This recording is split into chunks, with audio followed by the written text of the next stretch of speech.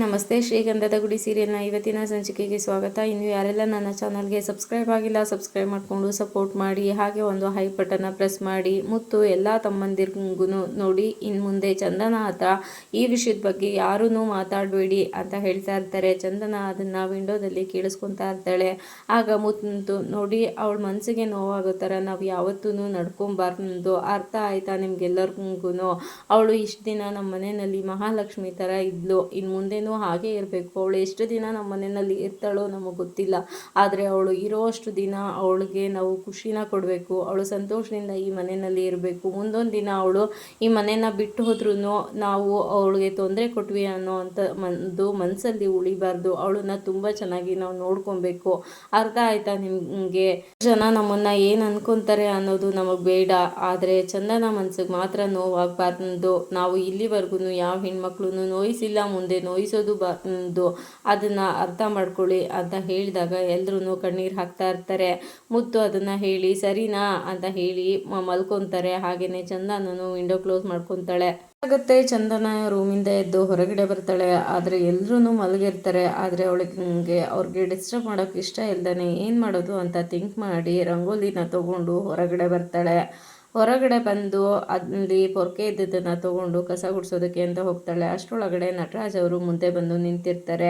ಆಗ ಪೊರ್ಕೆ ಕೊಡಮ್ಮ ಅಂತ ಕೇಳಿದ್ದಕ್ಕೆ ಇಲ್ಲ ಪರವಾಗಿಲ್ಲ ನಾನೇ ಗುಡಿಸ್ತೀನಿ ಅಂತ ಹೇಳ್ತಾಳೆ. ಇಲ್ಲ ಪರವಾಗಿಲ್ಲ ಕೊಡಮ್ಮ, ಇಲ್ಲಿ ನಾನು ಗುಡಿಸ್ತೀನಿ ಅಂತ ಪೊರ್ಕೆನ ಇಸ್ಕೊತಾರೆ. ಅಲ್ಲ ಪರವಾಗಿಲ್ಲ ಅಂತ ಹೇಳಿದ್ದಕ್ಕೆ ನೋಡಮ್ಮ, ನಿನ್ನ ಮನಸ್ಸಲ್ಲಿರೋ ನೋವನ್ನ ನನಗೆ ಗುಡಿಸೋಕೆ ಆಗದೆ ಇರ್ಬೋದು, ಆದರೆ ಅಂಗಳದಲ್ಲಿರೋ ಕಸನ ನಾನು ಗುಡಿಸ್ಬೋದು, ನಾನು ಗುಡಿಸ್ತೀನಿ, ನೀನು ತಲೆ ಕೆಡಿಸ್ಕೊಬೇಡ ಬಿಡಮ್ಮ ಅಂತ ಹೇಳಿ ಅಂಗಳದಲ್ಲಿರೋ ಕಸ ಎಲ್ಲನೂ ಗುಡಿಸ್ತಾರೆ. ಚಂದನಾಗೆ ಒಂಥರ ಮುಜುಗರ ಆಗ್ತಾ ಇರುತ್ತೆ. ಆದರೆ ಅವರು ಅಂಗಳದಲ್ಲಿರೋ ಕಸ ಎಲ್ಲ ಗುಡಿಸಿ ಬಕೆಟಿಂದ ನೀರನ್ನು ತೊಗೊಂಡು ಬಂದು ನೀರನ್ನು ಬಾಗಿಲಿಗೆಲ್ಲ ಹಾಕ್ತಾರೆ. ಅದಾದಮೇಲೆ ಹೋಗಿ ಬೀಡಿನ ತೊಗೊತಾರೆ. ಆದರೆ ಚಂದನನ ನೋಡಿ ಅಯ್ಯೋ ಇಲ್ಲಿ ಬೀಡಿ ಸೇದಬಾರ್ದು ಅಲ್ವಾ ಅಂತ ಬೀಡಿನ ತೊಗೊಂಡು ಈ ಕಡೆ ಬರ್ತಾರೆ. ಅದನ್ನು ಚಂದನ ಅಬ್ಸರ್ವ್ ಮಾಡಿ ತುಂಬಾ ಶಾಕ್ ಆಗುತ್ತೆ. ಬೀಡಿನ ತೊಗೊಂಡು ಬಂದು ಈ ಕಡೆ ಹೊರಗಡೆ ನಿಂತ್ಕೊಂಡು ಬೀಡಿ ಸೇದೋದಕ್ಕೆ ಶುರು ಮಾಡ್ತಾರೆ. ಚಂದನ ಮುಜುಗರದಿಂದನೇ ಒಂಥರ ಬೇಜಾರಿಂದನೇ ರಂಗೋಲಿನ ಹಾಕ್ತಾಳೆ. ಆದರೆ ನಟರಾಜ್ ಅವ್ರಿಗೆ ತುಂಬಾ ಬೇಸರ ಆಗ್ತಾ ಇರುತ್ತೆ. ಹೀಗಾಯ್ತಲ್ಲ ಅಂತ ಕಣ್ಣೀರು ಹಾಕೋದಕ್ಕೆ ಶುರು ಮಾಡ್ತಾರೆ.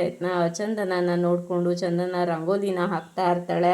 ಚಂದನ ರಂಗೋಲಿನ ಹಾಕಿ ಒಳಗಡೆ ಬಂದ್ರೂ ಯಾರೂ ಎದ್ದಿರೋದಿಲ್ಲ. ಆಗ ಏನು ಮಾಡೋದು ಅಂತ ಯೋಚನೆ ಮಾಡಿ ಸುಪ್ರಭಾತನ ಹಾಕ್ತಾಳೆ ಫೋನ್ನಲ್ಲಿ. ಆಗ ಎಲ್ರಿಗೂ ಎಚ್ಚರ ಆಗುತ್ತಂತೆ. ಆಗ ಮುತ್ತು ಅವರು ಎದ್ದು ಕೂತ್ಕೊಂಡು ವಾಲ್ಯೂಮ್ ಕಮ್ಮಿ ಮಾಡು ಅಂತ ಹೇಳಿ ವಾಲ್ಯೂಮ್ ಕಮ್ಮಿ ಆದಮೇಲೆ ಎಷ್ಟೊತ್ತಾಯ್ತಮ್ಮ ಎದ್ದು ಅಂತ ಹೇಳಿದ್ದಕ್ಕೆ ಚಂದನ ಈಗ ಸ್ವಲ್ಪ ಹೊತ್ತಾಯಿತು ಅಂತ ಹೇಳ್ತಾಳೆ. ಅದು ನೈಟು ಮಲ್ಕೊಂಡಿದ್ದು ತಡವಾಯ್ತಲ್ಲ, ಹಾಗಾಗಿ ಎಚ್ಚರ ಆಗಲಿಲ್ಲ ಅಂತ ಹೇಳಿಬಿಟ್ಟು ಈ ಕಡೆ ತಮ್ಮಂದಿರನ್ನೆಲ್ಲರನ್ನು ಎದ್ದೇಳ್ರೋ ಮಯೂರ ಎದ್ದೇಳೋ, ಕಂಟಿ ಎದ್ದೇಳೋ ಅಂತ ಎಬ್ಬಿಸ್ತಾರೆ.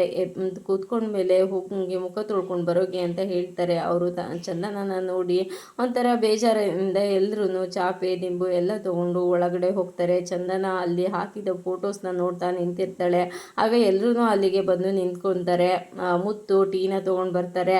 ಅಷ್ಟರೊಳಗಡೆ ನಟರಾಜ್ ಅವರು ಅಲ್ಲಿಗೆ ಬಂದಿದ್ದನ್ನು ನೋಡಿ ಟೀ ತೊಗೊಳ್ಳಿಯಪ್ಪ ಅಂತ ಹೇಳಿದ್ರೆ ಅವರು ಯೋಚನೆ ಮಾಡ್ದೇನೆ ಆ ಕಡೆ ಫೋಟೋಸ್ ಹಾಕಿರೋದನ್ನ ಫೋಟೋಸ್ನ ತೆಗೆದು ಆ ಕಡೆ ಹೋಗಿ ಇಟ್ಬಿಟ್ಟು ಹೊರಗಡೆ ಬರ್ತಾರೆ. ಮುತ್ತು ಅವರು ಟೀ ತೊಗೊಳಮ್ಮ ಅಂತ ಚಂದನ ಕೊಡ್ತಾರೆ. ಚಂದನ ಟೀನ ತೊಗೊತಾಳೆ. ಥ್ಯಾಂಕ್ಸ್ ಅಣ್ಣ ಅಂತ ಹೇಳ್ತಾರೆ. ಆದರೆ ಮಯೂರ, ಕಂಟಿ, ಹರಿ ಯಾರೂ ಟೀನ ತೊಗೊಳೋದಿಲ್ಲ. ಆವಾಗ ಮುತ್ತು ಆ ಕಡೆ ಹೋಗಿ ಪರವಾಗಿಲ್ಲ ಅಂತ ನಿಂತ್ಕೊಂಡಾಗ ಚಂದನ ಏನು ಯಾರು ನನ್ನ ಜೊತೆ ಮಾತಾಡೋದಿಲ್ವಾ ಇಂದ ನಾನು ನೋಡ್ತಾ ಇದ್ದೀನಿ ಮಹಿ, ನೀನು ನನ್ನ ಜೊತೆ ಮಾತಾಡ್ತಾ ಇಲ್ಲ ಅಂತ ಹೇಳುವಾಗ್ಲೇನೆ ಮಹಿ ತುಂಬಾ ಅಳೋದಕ್ಕೆ ಶುರು ಮಾಡ್ತಾನೆ. ಆಗ ಚಂದನ ಮಹಿ ಅಳ್ಬೇಡ ಮಹಿ ಅಳ್ಬೇಡ ಅಂತ ಹೇಳ್ಬೇಕಾರೆ ಅದಕ್ಕೆ ನಿಮ್ಮ ದಮ್ಮಯ್ಯ ಅದಕ್ಕೆ ನಿಮ್ಮ ಕಾಲಿಗೆ ಬೀಳ್ತೀನಿ, ಅದಕ್ಕೆ ದಯವಿಟ್ಟು ಮನೆ ಬಿಟ್ಟು ಹೋಗ್ತೀನಿ ಅಂತ ಮಾತ್ರ ಹೇಳಬೇಡಿ, ಅದಕ್ಕೆ ಬೇಡಿ, ಅದಕ್ಕೆ ದಯವಿಟ್ಟು ಹಂಗಂತ ಹೇಳಬೇಡಿ, ನನಗೆ ನಿಮ್ಮನ್ನು ಬಿಟ್ಟು ಇರೋಕ್ಕಾಗೋದಿಲ್ಲ, ನೀವು ಇಲ್ಲದೆ ಇರೋ ಮನೆನ ನಮಗೆ ಊಹಿಸ್ಕೊಳ್ಳೋಕ್ಕೂ ಆಗೋದಿಲ್ಲ ಅಣ್ಣ, ನೀನಾದರೂ ಹೇಳು ಅಣ್ಣ, ದಯವಿಟ್ಟು ಹೇಳು ಅಣ್ಣ, ಅದಕ್ಕೆ ಅಣ್ಣ ನನಗೆ ಇರೋಕ್ಕಾಗಲ್ಲ ಅಣ್ಣ ಅದಕ್ಕೆನ ಬಿಟ್ಟು ಅಂತ ತುಂಬಾ ಅಳೋಕ್ಕೆ ಶುರು ಮಾಡ್ತಾನೆ. ಮಹಿ ನೀನು ಅಳ್ಬೇಡ ಸುಮ್ಮನೆ ಇರೋ ಅಂತ ಹೇಳಬೇಕಾದ್ರೆ ಕಂಟಿ ಅದು ನಾನು ನಿಮಗೆ ಹೇಳ್ತಾ ಇರೋದು ತಪ್ಪೋ ಸರಿನೋ ಅಂತ ನನಗೆ ಅರ್ಥ ಆಗ್ತಾ ಇಲ್ಲ, ಆದರೆ ದಯವಿಟ್ಟು ಕ್ಷಮಿಸಿ, ಆದರೆ ನೀವು ಇವಾಗ ಏನು ಡಿವೋರ್ಸ್ ತೊಗೋಬೇಕು ಅಂತ ಇದ್ದೀರಾ ಅದನ್ನು ಸ್ವಲ್ಪ ದಿನ ಮುಂದಕ್ಕೆ ಹಾಕೋಕ್ಕಾಗೋದಿಲ್ವಾ, ದಯವಿಟ್ಟು ಬೇಜಾರು ಮಾಡ್ಕೋಬೇಡಿ, ನನಗೆ ಏನು ಮಾತಾಡಬೇಕು ಅಂತ ಗೊತ್ತಾಗ್ತಾ ಇಲ್ಲ ಅಂತ ಹೇಳಿದಾಗ ಚಂದನ ಸುಮ್ಮನೆ ನಿಂತಿರ್ತಾಳೆ. ಆಗ ಮಹಿ ಅದಕ್ಕೆ ಅಯ್ಯೋ ನಾನು ಏನಂತ ಅಂತ ಕರೀಲಿ, ನಾನು ಅತ್ತಿಗೆ ಅತ್ತಿಗೆ ಅಂತ ಕರೆದ್ಬಿಟ್ಟಿದ್ದೀನಿ. ಇವಾಗ ಬೇರೆ ನಂಗೆ ಮಾತಾಡೋದಕ್ಕೂ ಬರ್ತಾ ಇಲ್ಲ. ಅದಕ್ಕೆ ದಯವಿಟ್ಟು ಈ ಮನೆ ಬಿಟ್ಟು ಹೋಗ್ತೀನಿ ಅಂತ ಮಾತ್ರ ಅನ್ಬೇಡಿ. ಅದಕ್ಕೆ ನಿಮಗೆ ಡಿವೋರ್ಸ್ ತಾನೇ ಬೇಕಾಗಿರೋದು. ಡಿವೋರ್ಸ್ ಬೇಕಂದರೆ ಅಣ್ಣನ ಹತ್ರ ತಗೊಳ್ಳಿ, ಆದರೆ ಈ ಮನೆ ಬಿಟ್ಟು ಹೋಗ್ತೀನಿ ಅಂತ ಮಾತ್ರ ಹೇಳಬೇಡಿ. ಅದಕ್ಕೆ ಈ ಮನೆಯಲ್ಲೇ ಉಳ್ಕೊಳ್ಳಿ ಅದಕ್ಕೆ ಅಂತ ಹೇಳಬೇಕಾದ್ರೆ, ಹರಿ ಬೇಡ ಕಣೋ, ಅವ್ರಿಗೆಲ್ಲ ನಾನು ಎಷ್ಟೆಲ್ಲ ಮಾಡಿದ್ದೀನಿ. ಅವರು ಬೆಂಗಳೂರಿಗೆ ಬರಬೇಕು ಅಂದರು, ಕರ್ಕೊಂಡು ಬಂದೆ. ಹಾಸ್ಟೆಲ್ಗೆ ಹೋಗ್ತೀನಿ ಅಂತ ಅಂದರು, ಅದನ್ನು ನೋಡಿದೆ. ಮನೆ ನೋಡ್ತೀನಿ ಅಂತ ಅಂದರು, ಅದಕ್ಕೂ ಎಸ್ ಅಂದೆ. ಇವಾಗ ಡಿವೋರ್ಸ್ ಬೇಕು ಅಂತ ಕೇಳ್ತಾ ಇದ್ದಾರೆ. ಡಿವೋರ್ಸ್ ಕೊಡ್ತೀನಿ ಅವ್ರ ಖುಷಿಗೋಸ್ಕರ. ಈ ಏನೇನು ಮಾಡೋಕ್ಕಾಗುತ್ತೋ ಅದನ್ನೆಲ್ಲ ಮಾಡ್ತೀನಿ. ಅವರು ಡಿಸೈಡ್ ಆಗಿಬಿಟ್ಟಿದ್ದಾರೆ ಕಣೋ ಈ ಮನೆ ಬಿಟ್ಟು ಹೋಗಬೇಕು ಅಂತ. ಅಂದಮೇಲೆ ನಾವು ತಡೆಯೋದ್ರಲ್ಲಿ ಅರ್ಥ ಇಲ್ಲ. ಅವರು ಈ ಮನೆ ಬಿಟ್ಟು ಹೋಗಿ ಸಂತೋಷವಾಗಿರ್ತಾರೆ ಅಂದರೆ ಅವ್ರ ಖುಷಿಗೆ ನಾವು ಯಾಕೆ ಅಡ್ಡಿ ಆಗಬೇಕು ಹೇಳು, ನೀನು ಸುಮ್ಮನೆ ಇರು ಅಂತ ಹೇಳ್ತಿರ್ತಾರೆ. ಅದಕ್ಕೆ ಹೇಳಿ ಅದಕ್ಕೆ ಅಣ್ಣ ಇನ್ನು ಯಾವತ್ತೂ ಸುಳ್ಳು ಹೇಳಲ್ಲ ಅದಕ್ಕೆ ಅಂತ ಹೇಳ್ತಿರ್ತಾನೆ. ಆಗ ಮುತ್ತು ಅದು ಅಮ್ಮ ನಾನು ಒಂದು ಮಾತು ಕೇಳಲ್ಲ ನಿಮ್ಮ ಹತ್ರ ಅಂತ ಕೇಳಿದಾಗ ಚಂದನ ಎಲ್ಲರೂ ಅಳೋದು ನಿಲ್ಲಿಸಿ ದಯವಿಟ್ಟು ಅಂತ ಹೇಳಿದ್ದಕ್ಕೆ ಮುತ್ತು, ಅಲ್ಲ ನಾನು ನಿನ್ನ ಹತ್ರ ಒಂದು ಮಾತು ಕೇಳಲ್ಲ, ಆದರೆ ನೀನು ಇಷ್ಟು ಅದು ವಿರುದ್ಧವಾಗಿ ನಾನೇನು ಕೇಳೋದಿಲ್ಲ. ನಿನ್ಗೆ ಇಷ್ಟ ಇದ್ದರೆ ಹ್ಞೂ ಅನ್ನು, ಇಲ್ಲ ಅಂದರೆ ಯಾವ ಬಲವಂತನೂ ಇಲ್ಲ. ಅಲ್ಲ ಇವಾಗ ಕಂಟಿ ಹೇಳ್ದಂಗೆ ನೀನು ಅಂದ್ಕೊಂಡಿರೋ ನಿರ್ಧಾರನ ಸ್ವಲ್ಪ ದಿನ ಮುಂದಕ್ಕೆ ಹಾಕೋಕ್ಕಾಗೋದಿಲ್ವಾ? ಈಗೇನೋ ನೀನು ಓದಬೇಕು ಕೆಲಸ ಮಾಡಬೇಕು ಅಂತ ಇದೆಯಲ್ವಾ, ಅದನ್ನು ಈ ಮನೆಯಿಂದನೇ ಮಾಡಿಕೊಂಡು ನಾವೆಲ್ಲರೂ ನಿನಗೆ ದಾರಿಯಾಗಿರ್ತೀವಿ. ಅದನ್ನು ಬಿಟ್ಟು ನೀನು ಬೇರೆ ಮನೆಗೆ ಹೋಗಿ ಅಲ್ಲಿ ನಿನ್ನ ಜೀವನನ ಕಟ್ಕೊಳ್ಳೋದು ಯಾಕೋ ಸರಿ ಅಂತ ಅನ್ನಿಸ್ತಾ ಇಲ್ಲಮ್ಮ. ನಾನು ಹೇಳಿರೋದ್ರ ಬಗ್ಗೆ ಒಂದು ಸ್ವಲ್ಪ ಯೋಚನೆ ಮಾಡು ಅಂತ ಮುತ್ತು ಹೇಳ್ತಾರೆ. ಅದಕ್ಕೆ ಪ್ಲೀಸ್ ಅದಕ್ಕೆ ದಯವಿಟ್ಟು ನಮ್ಮನ್ನು ಬಿಟ್ಟು ಹೋಗ್ತೀವಿ ಅಂತ ಮಾತ್ರ ಹೇಳಬೇಡಿ. ಅದಕ್ಕೆ ನೀವು ಇಲ್ಲದೆ ಈ ಮನೆ ಖಾಲಿ ಗೋಡೆ ಅಂತ ಅನಿಸುತ್ತೆ. ಅದಕ್ಕೆ ನೀವು ಬಂದಮೇಲೆ ಅದಕ್ಕೆ ಇದೊಂದು ಮನೆ ಅಂತ ನಮಗೆ ಅನಿಸಿದ್ದು ನೀವು ಅದಕ್ಕೆ ಅಷ್ಟೇ ಅಲ್ಲ. ಅದಕ್ಕೆ ನಮಗೆ ಅಮ್ಮ ದಯವಿಟ್ಟು ಈ ಮನೆ ಬಿಟ್ಟು ಹೋಗಬೇಡಿ ಅದಕ್ಕೆ ಅಂತ ಹೇಳಿ ಕಂಟಿನ ತಪ್ಪಿಕೊಂಡು ಅಳ್ತಾ ಇರ್ತಾನೆ. ಅಷ್ಟರೊಳಗಡೆ ಚಂದನ ತನ್ನ ಕಣ್ಣೀರನ್ನು ಒರೆಸ್ಕೊಂಡು ಆಯಿತು ನಾನು ಈ ಮನೆ ಬಿಟ್ಟು ಎಲ್ಲೂ ಹೋಗೋದಿಲ್ಲ ಅಂತ ಹೇಳ್ತಾಳೆ. ಸಡನ್ನಾಗಿ ಎಲ್ರಿಗೂ ತುಂಬಾ ಖುಷಿ ಆಗುತ್ತೆ. ಆಗ ಮಹಿ ಅದಕ್ಕೆ ಏನು ಹೇಳಿದ್ರಿ ಮನೆ ಬಿಟ್ಟು ನಿಜವಾಗ್ಲೂ ಹೋಗೋದಿಲ್ವಾ ಅಂತ ಹೇಳಿದ್ದಕ್ಕೆ, ಇಲ್ಲ ಮಹಿ ನಿನಗೆ ದುಃಖ ಆಗುತ್ತೆ ಅಂತಂದರೆ ಖಂಡಿತ ನಾನು ಈ ಮನೆ ಬಿಟ್ಟು ಹೋಗೋದಿಲ್ಲ, ಆಯಿತು ನಾನು ಇಲ್ಲೇ ಇರ್ತೀನಿ ಅಂತ ಹೇಳ್ತಾಳೆ. ಆಗ ಮಹಿ ತುಂಬಾ ಖುಷಿಯಿಂದ ಮುತ್ತು ಹತ್ರ ಹೋಗಿ, ಅಣ್ಣ ಅದಕ್ಕೆ ಹೇಳಿದ್ದು ಕೇಳಿಸ್ಕೊಂಡ್ರ, ಅವ್ರು ಎಲ್ಲೂ ಹೋಗಲ್ವಂತೆ ಇಲ್ಲೇ ಇರ್ತಾರಂತೆ, ಕಂಟಿ ಅಣ್ಣ ಕೇಳಿಸ್ಕೊಂಡ್ಯಾ ಅಂತ ಎಲ್ಲರೂ ಖುಷಿ ಪಡ್ತಾ ಇರ್ತಾರೆ. ಆದರೆ ಹರಿ ಮಾತ್ರ ಸುಮ್ಮನೆ ನಿಂತ್ಕೊಂಡು ಆಹಾ ನೋಡಿ ಎಲ್ಲರೂ ಅವ್ರವ್ರ ಖುಷಿನೇ ಬಯಸ್ತಾ ಇದ್ದಾರೆ. ಯಾರಾದರೂ ಒಬ್ಬರಾದ್ರೂ ನಾನು ಹರಿ ಹೆಂಡತಿಯಾಗಿ ಮನೇಲಿ ಇರಿ ಅಂತ ಹೇಳಿದ್ರೆ ಡಿವೋರ್ಸ್ ಕೊಟ್ಟರು ಪರವಾಗಿಲ್ಲ, ಆದರೆ ಈ ಮನೆಯಲ್ಲಿ ಇರಿ ಅಂತ ಮಾತ್ರ ಹೇಳ್ತಾ ಇದ್ದಾರಲ್ಲ ಆಚೆ ಅಂತ ಮನಸ್ಸಲ್ಲಿ ಅನ್ಕೋತಾ ಇರ್ತಾನೆ. ಅಷ್ಟರೊಳಗಡೆ ಮಯೂರ ಅಣ್ಣ ಹರಿಯಣ್ಣ ಕೇಳಿಸ್ತಂತ ಅದಕ್ಕೆ ಹೇಳಿದ್ದು ಈ ಮನೆಯಿಂದ ಎಲ್ಲೂ ಹೋಗಲ್ವಂತೆ ಅವರು ಅಂತ ಹೇಳಿದಾಗ ಹರಿ ಹಾಂ ಅಂತ ಹೇಳ್ತಿಂತಾನೆ. ಮತ್ತು ಯಾಕೆ ಮುಖ ಉದಿಸ್ಕೊಂಡು ನಿಂತಿದ್ದೀರಾ ಅಂತ ಹೇಳಿದ್ದಕ್ಕೆ, ಇಲ್ಲ ಖುಷಿ ಆಯಿತು ಅಂತ ಹೇಳ್ತಿಂತಾರೆ. ಹಂಗ ಕಂಟಿ ಮುತ್ತು ಮತ್ತು ಮಯೂರ 3 ಜನ ತಪ್ಕೊಂಡು ತುಂಬಾ ಖುಷಿ ಪಡ್ತಾ ಇರ್ತಾರೆ. ಮುತ್ತು ಹರಿ ಬಾ ನೀನು ಅಂತ ಕರೆದು 4 ಜನ ತುಂಬಾ ಖುಷಿ ಪಡೋದಕ್ಕೆ ಶುರು ಮಾಡ್ತಾರೆ.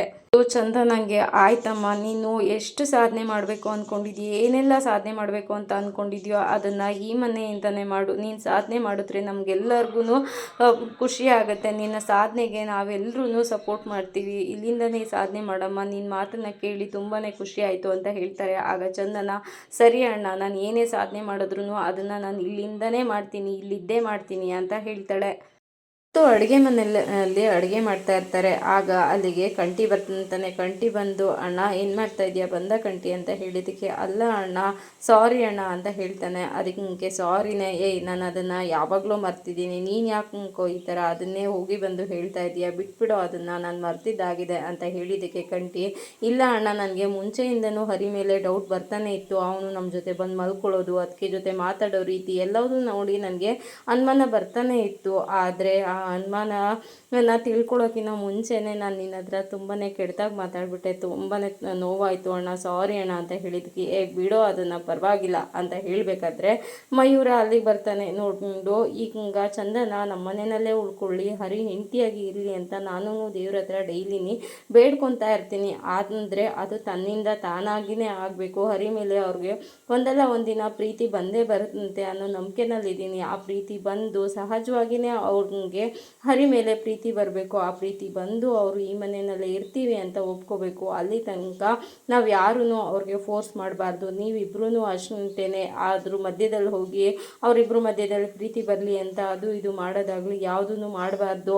ಸಹಜವಾಗಿಯೇ ಅವರಿಬ್ಬರು ಮಧ್ಯದಲ್ಲಿ ಪ್ರೀತಿ ಹುಟ್ಟಬೇಕು ಅಂತ ಹೇಳ್ತಾರೆ. ಆಗ ಮಯೂರ ಸರಿ ಅಣ್ಣ ಅಂತ ಹೇಳ್ತಾನೆ. ಆಗ ಮುದ್ದು ಒಂದು ಹಣ್ಣನ್ನು ತೊಗೊಂಡು, ನೋಡು ಈ ಹಣ್ಣು ತಾನಾಗೇ ಹಣ್ಣಾಗಿದ್ದರೆ ಸ್ವೀಟ್ ಆಗುತ್ತಾ, ಅಥವಾ ನಾವೇನೇ ಅದಕ್ಕೆ ಹೊಡೆದು ಬಡ್ದು ಏನೋ ಮಾಡಿದ್ರೆ ಅದು ಸ್ವೀಟ್ ಆಗುತ್ತಾ ಅಂತ ಹೇಳಿದಕ್ಕೆ, ಇಲ್ಲ ಅಣ್ಣ ತಾನಾಗೆ ಹಣ್ಣಾದ್ರೇ ಸ್ವೀಟ್ ಆಗೋದು ಅಂತ ಹೇಳಿದ್ದಕ್ಕೆ, ಅದೇ ರೀತಿ ಅವ್ರ ಪ್ರೀತಿನೂ ಅಷ್ಟೇ ಸಹಜವಾಗಿ ಆದ್ರೇ ಅದರಿಂದ ಒಂದು ಒಳ್ಳೆ ರೀತಿಯಲ್ಲಿ ಆಗೋದು. ಅದಕ್ಕೋಸ್ಕರ ಹೇಳ್ತಾ ಇದ್ದೀನಿ, ಎಲ್ಲವೂ ಸಹಜವಾಗಿ ಆಗಬೇಕು, ನೀವಿಬ್ರೂ ಮೂಗು ತೋರಿಸ್ಬಾರ್ದು ಅದರಲ್ಲಿ ಅಂತ ಹೇಳಿದಾಗ, ಸರಿ ಅಣ್ಣ ಆಯ್ತು, ನೀನು ಅಡುಗೆ ಮಾಡೋಕ್ಕೂ ಸರಿ, ಈ ಥರ ಎಕ್ಸಾಂಪಲ್ ಕೊಡೋದಕ್ಕೂ ಸರಿ ಅಂತ ಹೇಳಿ ಚಾಕು ಎಲ್ಲೋಣ ಅಂತ ಹೇಳಿ, ಯಾಕೋ ಅಂತ ಹೇಳಿದಾಗ, ಹಣ್ಣು ತಿನ್ನಬಾರ್ದಾ ಅಣ್ಣ ಅಂತ ಹೇಳಿಬಿಟ್ಟು ಆ ಹಣ್ಣು ತೊಗೊಂಡು ಬಂದು ಹೊರಗಡೆ ಇಬ್ರು ತಿಂತಾ ಕೂತಿರ್ತಾರೆ. ಆಗ ಕಂಟಿ ಅದಕ್ಕೆ ಎಷ್ಟು ಒಳ್ಳೆಯವರಲ್ವೇನೋ, ಯಾರೇ ಆಗಿದ್ರು ನಮ್ಮ ಮನೆ ಪರಿಸ್ಥಿತಿ ನೋಡಿದ ತಕ್ಷಣ ಓಡೋಗ್ಬಿಡೋರು, ಅಂಥದ್ರಲ್ಲಿ ನಮ್ಮ ಕಣ್ಣೀರಿಗೆ ಬೆಲೆ ಕೊಟ್ಟು ಇಲ್ಲೇ ಇರೋದಕ್ಕೆ ಒಪ್ಕೊಂಡಿದ್ದಾರೆ, ಎಷ್ಟು ಒಳ್ಳೆಯವರಲ್ವೇನೋ ಅಂತ ಹೇಳ್ಬೇಕಾದ್ರೆ ಮಯೂರನು ಹೌದು ಅಣ್ಣ ಅಂತ ಹೇಳ್ತಿರ್ತಾನೆ. ಅಷ್ಟರೊಳಗಡೆ